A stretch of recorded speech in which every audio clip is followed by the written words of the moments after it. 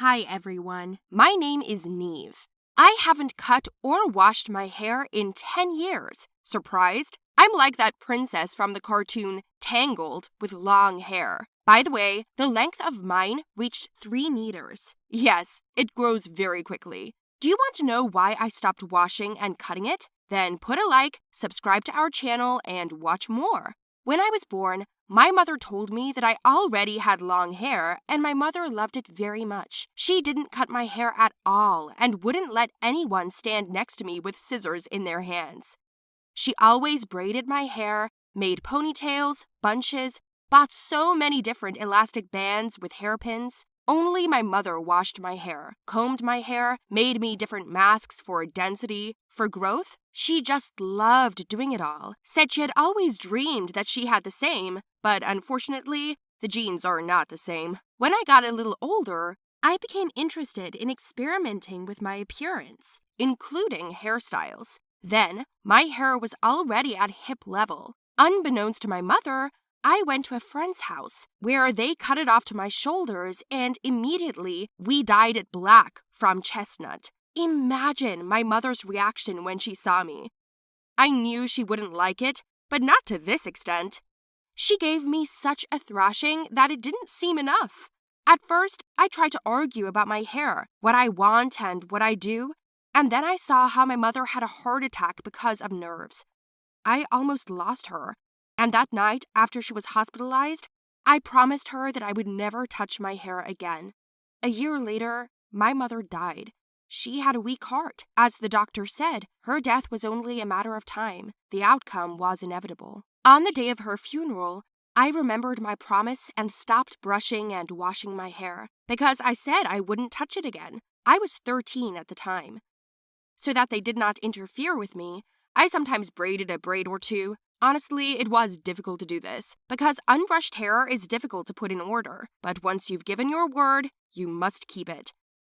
Especially since the death of my mother was a blow to me, because I have no one else besides her. No brothers, no sisters, no father. She asked a distant relative to look after me. She did it out of a sense of duty, just like me. Otherwise, my life was normal. I went to school, studied a little. I had no friends because many people disdained me because of my dirty head. Sometimes I got lice. I had to suffer a lot to get them out without washing my hair. You may ask if I was disgusted with myself. I'll just say that I'm used to it. I used to braid myself a super tight braid and go like this for 2 weeks. Gradually, my hair grew. Yeah, it was an ordeal, especially in the summer heat.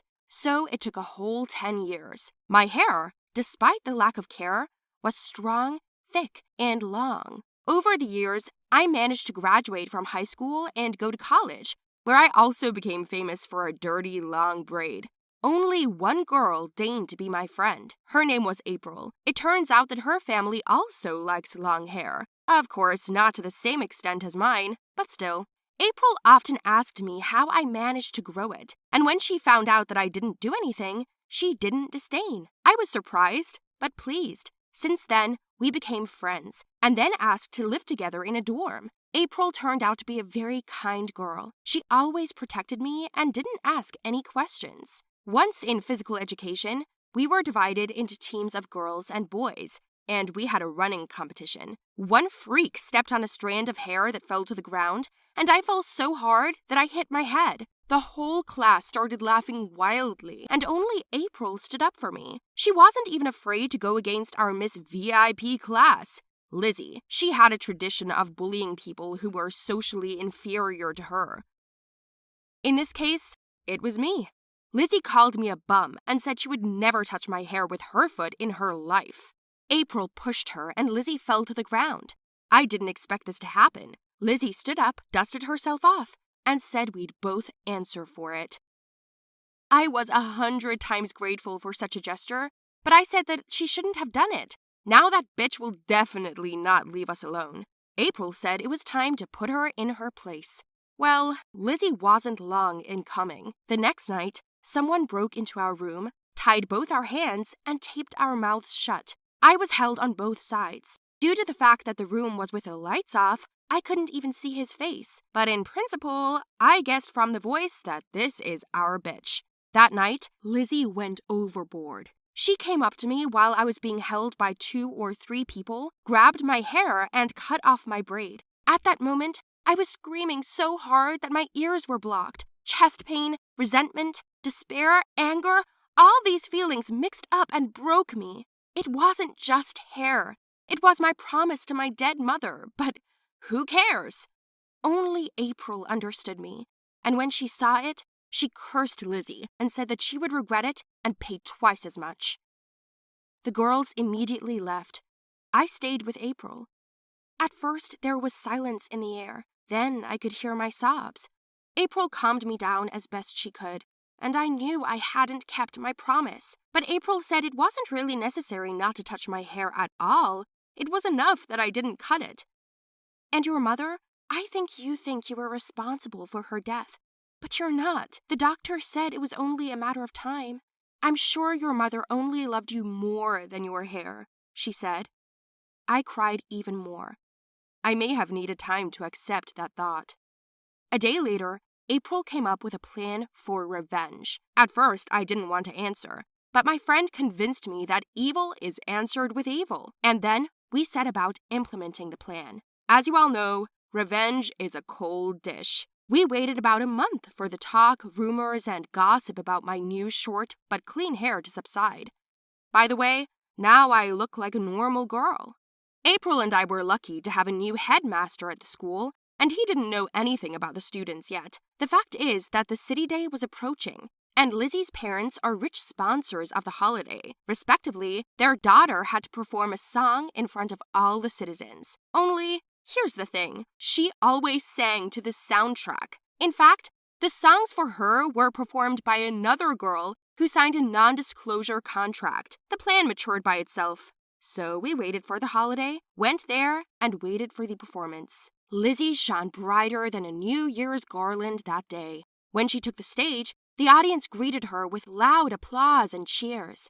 Lizzie took a couple of photos on stage, wished everyone a good evening, and started playing music. We waited for her to finish the first verse, and during that time, we managed to get into the tent, where we found wires, a remote control, and a computer. While I distracted the guards with snacks and drinks, April turned off the soundtrack right on the chorus and turned on the microphone. Just at this moment, the millionaire's daughter stopped controlling her emotions and began to sing in her own voice so that she could have strength. All the people were just freaking out from what was happening. She had such a nasty voice that at first, I thought she was doing this on purpose. There was a disappointed, "Whoa, get off the stage, liar!" from the crowd. And then some kids threw tomatoes and banana peels at the stage. Lizzie was hysterical. The host barely got out of the situation. And we were jubilant. This was our victory, which we deserved. Lizzie tried to make claims against us, but couldn't prove it was us. We had a whole month to work out the plan to the smallest detail, to make everything clear without witnesses. Later, we found out that Lizzie's father tried to run for senator, but people accused him of corruption and deception because of his daughter.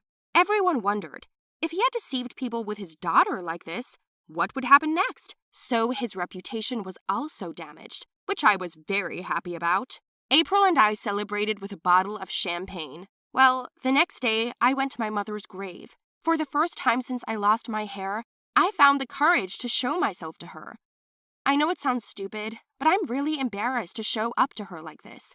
I still believe that she sees and hears everything. Maybe that's why I finally decided to talk about what happened. As if for evil, a heavy rain began to fall. I found her grave, cleaned up, then sat down next to her and started a monologue. I said a lot of things to her, and I apologized 100 times. And then I told her that if she could hear me and wasn't mad about my hair, she should let me know. Suddenly, the rain abruptly changed to the sun, and a rainbow appeared in the sky.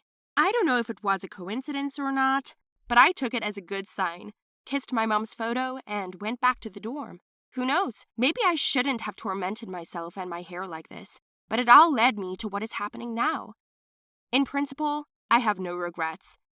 On the other hand, my hair has become so strong and thick that I can easily lift a bag with it. I'm thinking of hauling groceries from the store on it when it grows back.